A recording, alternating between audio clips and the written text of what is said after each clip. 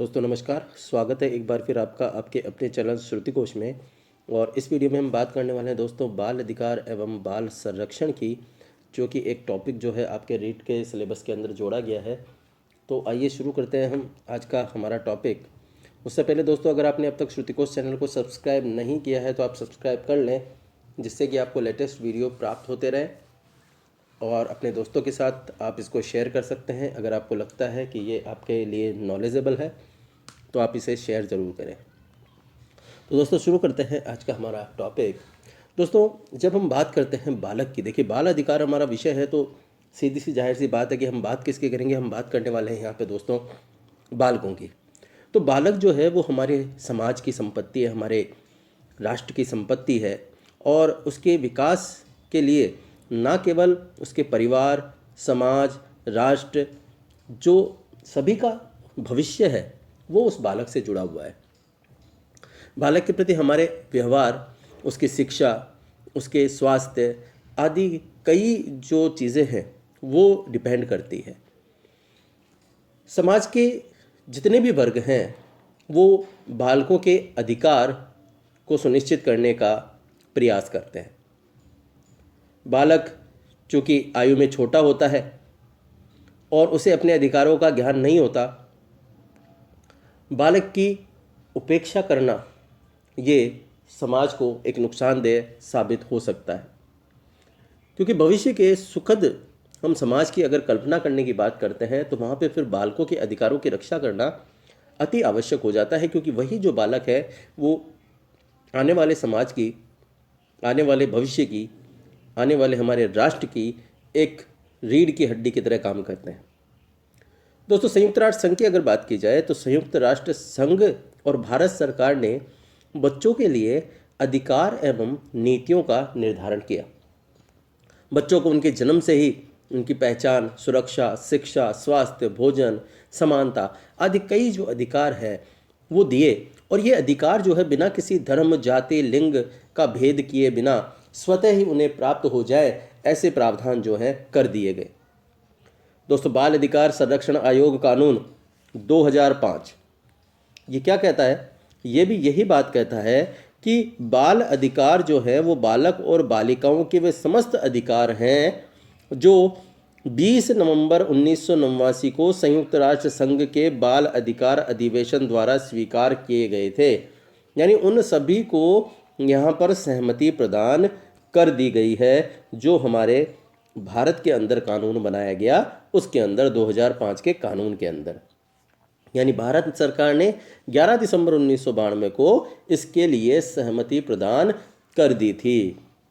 तो अब बात यहाँ पे आती है कि संयुक्त राष्ट्र संघ ने बाल अधिकारों के समझौते के तहत बच्चों को कौन कौन से अधिकार दिए। तो दोस्तों 4 प्रकार के जो अधिकार हैं, महत्वपूर्ण अधिकार हैं, वो यहाँ पर दिए गए संयुक्त राष्ट्र संघ के आधार पर। पहला अधिकार तो क्या? जीने का अधिकार। दोस्तों जीने का अधिकार है क्या? यानी बच्चा जब जन्म ले लेता है तो उसके जन्म से पूर्व ही अगर हम ये कहें कि ये प्रारंभ हो जाता है। कैसे? दोस्तों जब बालक का जन्म जो है भ्रूण के रूप में हो जाता है उसी समय उसे जीने का अधिकार मिल जाता है। और जीने के अधिकार में दुनिया में आने का अधिकार भी शामिल होता है, यानी वह दुनिया में सुरक्षित पहुँचे। तो इसलिए आपने देखा होगा जो हमारी भ्रूण हत्या के संबंधित जो मामले हैं उनको रोकने के लिए कई प्रकार के कानून बनाए गए। वो इसलिए बनाए गए क्योंकि एक अधिकार जो है अब दिया हुआ है बालकों को। इसके साथ साथ न्यूनतम स्वास्थ्य सेवाएं प्राप्त करना, भोजन, आवास, वस्त्र पाने का अधिकार, सम्मान के साथ जीने का अधिकार, ये सभी जो है जीने के अधिकार में शामिल किए गए हैं। फिर दूसरा अधिकार आता है विकास का अधिकार। दोस्तों जब हम बच्चों की बात करते हैं तो बच्चों को भावनात्मक, मानसिक, शारीरिक सभी प्रकार के विकास का अधिकार है। भावनात्मक विकास की जब हम बात करते हैं तो ये विकास तब संभव हो पाता है कि जबकि अभिभावक, संरक्षक या फिर समाज या फिर विद्यालय या सरकार सभी बच्चों की सही देखभाल करे, उन्हें प्रेम पूर्वक उन्हें माहौल दे। इस प्रकार उनका क्या है, विकास हो सकता है। मानसिक विकास की बात करें तो उचित जो शिक्षा है, सीखने के जो उचित प्रयास हैं वो जब किए जाएंगे तो मानसिक विकास जो है काफ़ी समृद्ध हो पाएगा। इस तरह से शारीरिक विकास के लिए खेलकूद है, मनोरंजन है, पोषण है, ये सभी चीज़ें जब उपलब्ध करवाई जाएगी तो उनका शारीरिक विकास होगा। इसका मतलब सर्वांगीण विकास की हम बात करते हैं जब भी हम विकास के अधिकार की बात करते हैं। नेक्स्ट हम बात करते हैं दोस्तों संरक्षण के अधिकार की। दोस्तों संरक्षण का मतलब क्या कि बच्चे को घर तथा अन्य किसी जगह उपेक्षा, शोषण, हिंसा, उत्पीड़न आदि से संरक्षण मिले, ये संरक्षण का अधिकार जो है वो कहलाता है। विकलांग बच्चों की बात करें तो विकलांग बच्चों को विशेष संरक्षण मिलना चाहिए, जिनको हम दिव्यांग कहते हैं वर्तमान समय में। प्राकृतिक आपदा की स्थिति में बच्चों को सबसे पहले सुरक्षा प्राप्त करने का अधिकार होता है, यानी कुल मिलाकर संरक्षण का अधिकार जो है बच्चों को प्राप्त है, जो कि संयुक्त राष्ट्र संघ ने अपने बाल अधिकार समझौते के अंदर इनको लिखा था। फिर आता है भागीदारी का अधिकार। भागीदारी क्या दोस्तों? बच्चे को ऐसे किसी फैसले में या विषय में भागीदारी करने का अधिकार दिया गया है जो उससे जुड़ा हुआ हो, यानी या तो प्रत्यक्ष रूप से जुड़ा हुआ हो या अप्रत्यक्ष रूप से जुड़ा हुआ, किसी भी रूप से जुड़ा हुआ हो, लेकिन अगर वह उससे जुड़ा हुआ मैटर है तो फिर उसको भागीदारी करने का अधिकार दिया गया है। तो बच्चों की आयु, परिपक्वता, उसके अनुसार ये भागीदारी जो है वो अनेक स्तरों पे चली जाती है, लेकिन मुख्य बात यहाँ पे जानने की क्या ज़रूरत है कि बालकों को भी भागीदारी का अधिकार है। ठीक है, अब यहीं पे हम बात करते हैं बाल अधिकार हनन की। बाल अधिकार हनन, तो सबसे पहले हम बात करते हैं जिसकी हमने अभी बात की, कन्या भ्रूण हत्या। दोस्तों कन्या भ्रूण हत्या, क्या कारण है कि इस कन्या भ्रूण हत्या का? तो सबसे बड़ा कारण तो समाज में जो व्याप्त है वो है रूढ़िवादिता या अपरिपक्व मानसिकता, या फिर हम यूँ कहें कि एक महत्वपूर्ण बात जो कि है पुत्र मोह की इच्छा। दोस्तों समाज में बड़ी संख्या में बालिकाओं को जन्म देने से पूर्व ही गर्भ में मार दिया जाता है, और इसका कारण सिर्फ और सिर्फ पुत्र प्राप्ति की लालसा। सरकार द्वारा कई प्रकार के प्रयास किए गए। पीसी एंड पीएनडीटी जो कानून है 1994 का, वो बनाया गया। इसके तहत दोषियों के विरुद्ध कार्रवाई की जाने की बात की गई। इसके साथ साथ भारत सरकार के द्वारा बालिकाओं के संरक्षण हेतु बेटी बचाओ बेटी पढ़ाओ का एक नारा दिया गया, और इसके आधार पर बेटियों को बचाने की बात की गई। दोस्तों ये कई चीज़ें हैं, फिर भी आज हम यूँ कहेंगे कि कहीं ना कहीं ये चीज़ें आज भी हमारे समाज में विद्यमान है और इसको रोका जाना अति आवश्यक है। दूसरी हम जो बात करते हैं वो बात करते हैं दोस्तों बाल विवाह की। बाल विवाह, दोस्तों अगर हम बात करें तो पूरी की पूरी शिक्षा जो है वो यहीं पर आके रुक जाती है कि आज भी हम शिक्षा को कह रहे हैं कि सब लोगों तक पहुंच है शिक्षा की, लेकिन फिर भी क्यों बाल विवाह हो रहे हैं।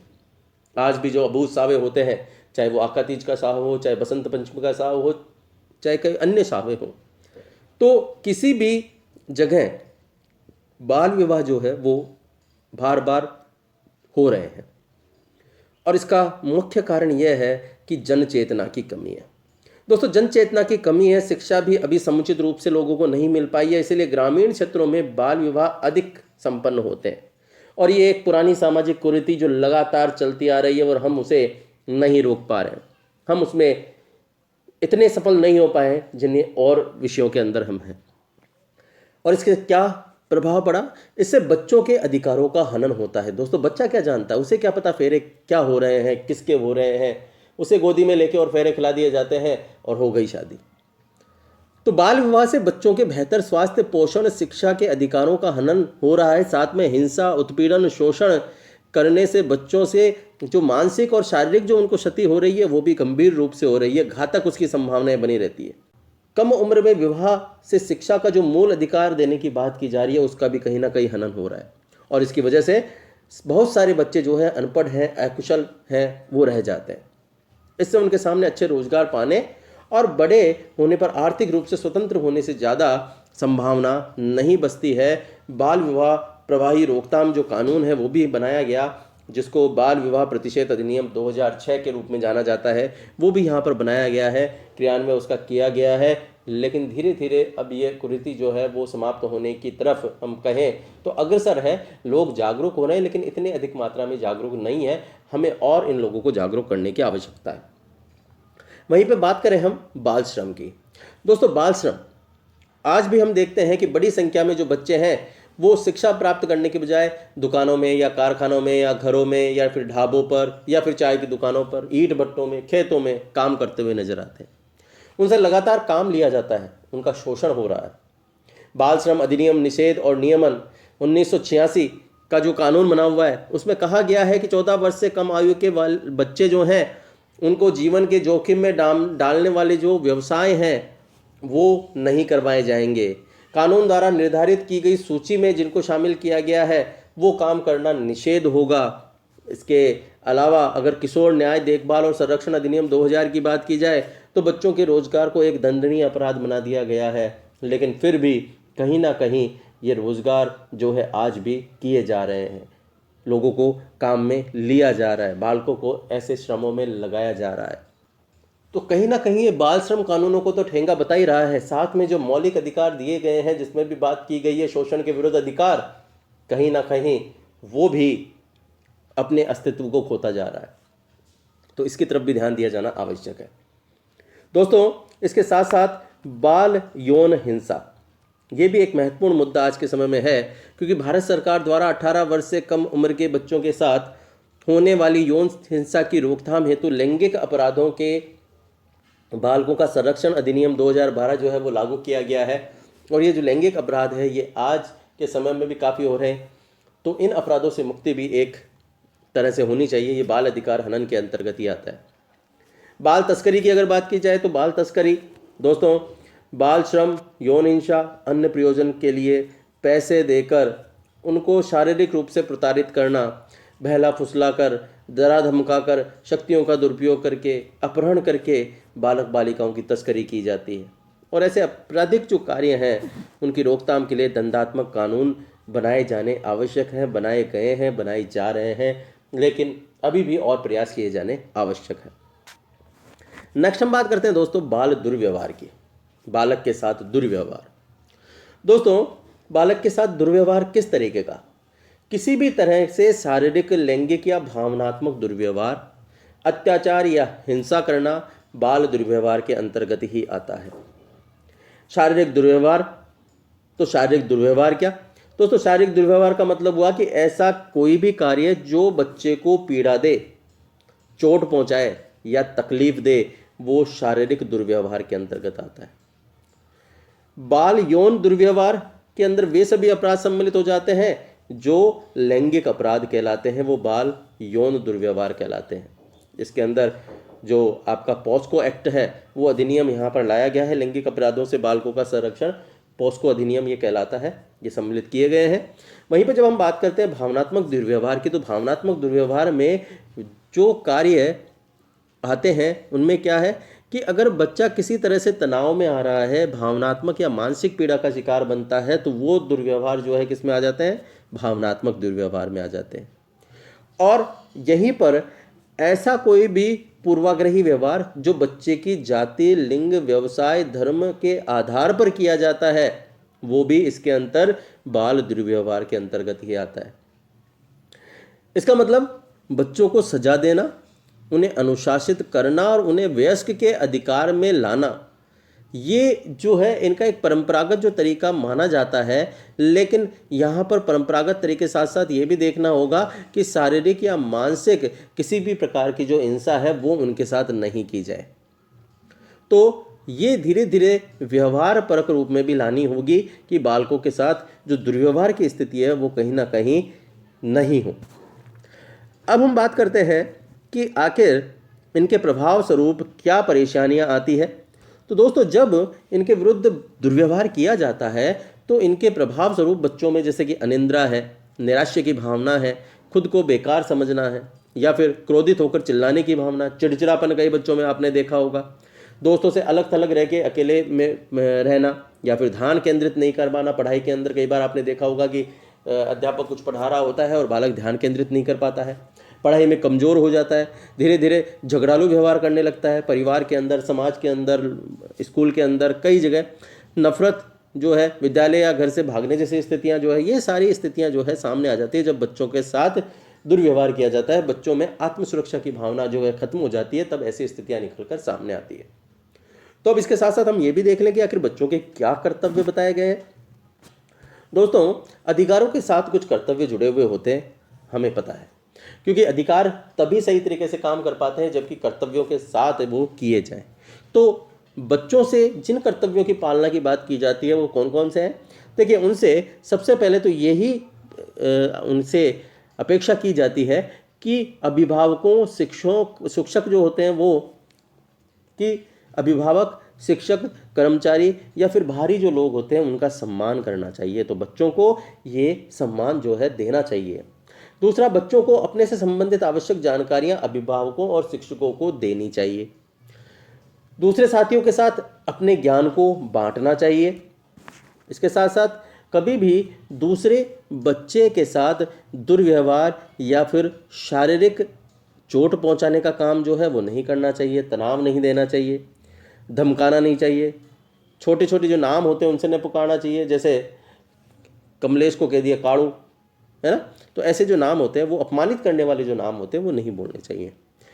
अपनी निजी वस्तुएं हमें देने के लिए दूसरे बच्चों को बाध्य नहीं करें। तो इसके साथ साथ कुछ ऐसे कार्य भी हैं जो सजगता के रूप में किए जाने चाहिए, क्योंकि देखिए आज के समय में बच्चों के साथ काफ़ी जो है परेशानियां आ रही है, वो दुर्व्यवहार का शिकार हो रहे हैं, तो साथ में लैंगिक जो समस्याएं हैं उनका भी वह शिकार हो रहे हैं। तो इससे कुछ जगह ऐसी सतर्कता बरती जानी आवश्यक है, जैसे कि ऐसी जगह नहीं जाना चाहिए जहाँ पर असुरक्षा महसूस होती हो। जैसे कि कोई खतरा महसूस हो रहा हो तो वहाँ से तुरंत पहले ही निकल जाना चाहिए। या फिर अजनबियों को कई बार देखा जाता है, अजनबी घूमते रहते हैं, तो किसी भी अजनबी से घर में अकेले ना मिले। जब भी कहीं जाए तो वहाँ संपर्क के माध्यम से एक दूसरे के साथ संपर्क में रहें। किसके साथ जा रहे हैं ये घर वालों को पता होना चाहिए। इसके साथ साथ अजनबियों से बात करते समय या कुछ लेते समय सतर्क रहना चाहिए। कोई भी उपहार दे, खिलौने दे, पैसे दे, गाड़ी में लिफ्ट दे, देखने के बहाने घुमा दे, तो ऐसा कोई लालच दे तो उस समय अपने अभिभावकों को इसकी सूचना देनी चाहिए कि कौन सा व्यक्ति किस प्रकार का कार्य आपके साथ कर रहा है। इसके साथ साथ लोगों के बीच में, ज़्यादा से ज़्यादा लोगों के बीच में रहें, जिससे कि सुरक्षित जो है बालक रह पाएगा। और समूह में ही खेलें, समूह में ही घूमें। साथ में अचानक ऐसी कोई चेतावनी दे दे या धमकी दे दे तो ज़ोर से आवाज़ लगानी चाहिए, जिससे कि आसपास जो आपके साथी वगैरह हैं वो सुन जाए। तो ऐसी कठिन परिस्थिति के अंदर ऐसी आवाज़ जो है काफ़ी फ़ायदेमंद रहती है। इसके साथ साथ यदि किसी के व्यवहार से आपको परेशानी महसूस हो रही हो तो इसके बारे में अपने अभिभावकों और विश्वसनीय लोगों को बताना चाहिए। और साथ में गुड टच और बैड टच, अपने अभिभावकों से, अपने शिक्षक हैं उनसे गुड टच और बैड टच के बारे में जानने का प्रयास करना चाहिए कि कौन आपको सही तरीके से छू रहा है, कौन आपको गलत तरीके से छू रहा है।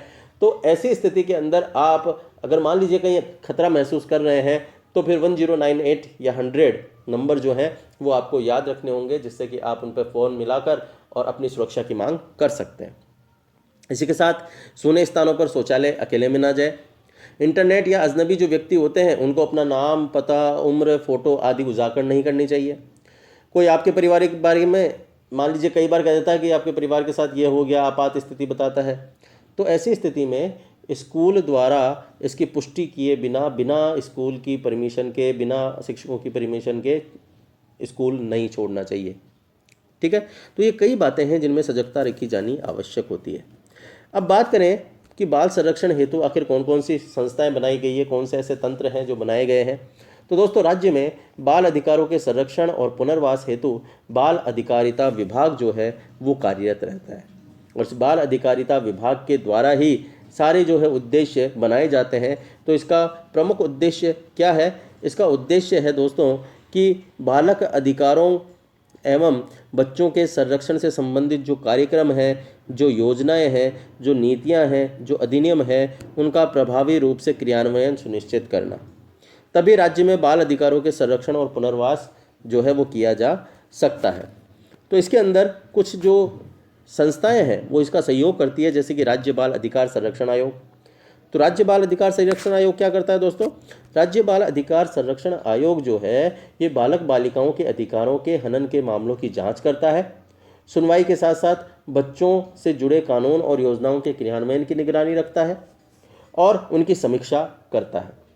इसके साथ निःशुल्क एवं अनिवार्य बाल शिक्षा अधिकार अधिनियम जो 2009 है और लैंगिक अपराधों से बालकों का संरक्षण अधिनियम जो पॉस्को 2012 है, उसकी निगरानी की जिम्मेदारी जो है वो भी किसको दी गई है? राज्य बाल अधिकार संरक्षण आयोग को दी गई है। यानी निःशुल्क एवं अनिवार्य बाल शिक्षा अधिकार की निगरानी किसके पास है? राज्य बाल अधिकार संरक्षण आयोग के पास है। इस प्रकार ये प्रश्न पूछा जा सकता है। वहीं पर बात करें हम राजस्थान राज्य बाल अधिकार संरक्षण समिति की, तो इसका क्या काम है दोस्तों? ये समिति राज्य में विभिन्न जो बाल संरक्षण कार्यक्रम होते हैं, कानून है या फिर नीतियां हैं, उनको क्रियान्वयन सुनिश्चित करने के लिए उत्तरदायी होती है। राजस्थान राज्य बाल संरक्षण समिति की जिला शाखाओं के रूप में सभी जिलों में जिला बाल संरक्षण इकाई, प्रत्येक ब्लॉक स्तर पर ब्लॉक स्तरीय बाल संरक्षण समिति एवं प्रत्येक ग्राम स्तर पर ग्राम पंचायत स्तरीय बाल संरक्षण समिति का गठन जो है वो किया गया है। और इनका एकमात्र जो उद्देश्य होता है वो उद्देश्य यही होता है कि बाल संरक्षण से जुड़े मुद्दों को सामुदायिक स्तर पर क्रियान्वित कैसे किया जाए और जागरूकता कैसे उत्पन्न की जाए। इसी के अंदर हम एक चाइल्ड हेल्पलाइन भी हम देख लेते हैं। चाइल्ड हेल्पलाइन जो कि 1098 है, यहाँ पर राज्य में कठिनाइयों से घिरे जो पीड़ित हैं, उपेक्षित हैं, लावारिस हैं तथा देखरेख और संरक्षण की ज़रूरत जिनको है, ऐसे बच्चों के लिए 20 जिलों के अंदर जो है निःशुल्क आपातकालीन पहुंच सेवा जो है शुरू की गई है, जो कि 1098 है। ये टोल फ्री नंबर है दोस्तों, और टोल फ्री टेलीफोन सेवा जो है ये संचालित की जा रही है। और ये जो 20 जिले जिनकी हमने बात की वो कौन कौन से हैं? वर्तमान में यह सेवा जो है जयपुर में, अलवर में, भरतपुर में, सवाई माधोपुर में, कोटा, झालावाड़, बाड़मेर, अजमेर, टोंक, भीलवाड़ा, उदयपुर, बांसवाड़ा, डूंगरपुर, पाली, जोधपुर, जैसलमेर, श्रीगंगानगर, बीकानेर, चूरू, सीकर, ये जो ज़िले हैं इनमें संचालित की जा रही है।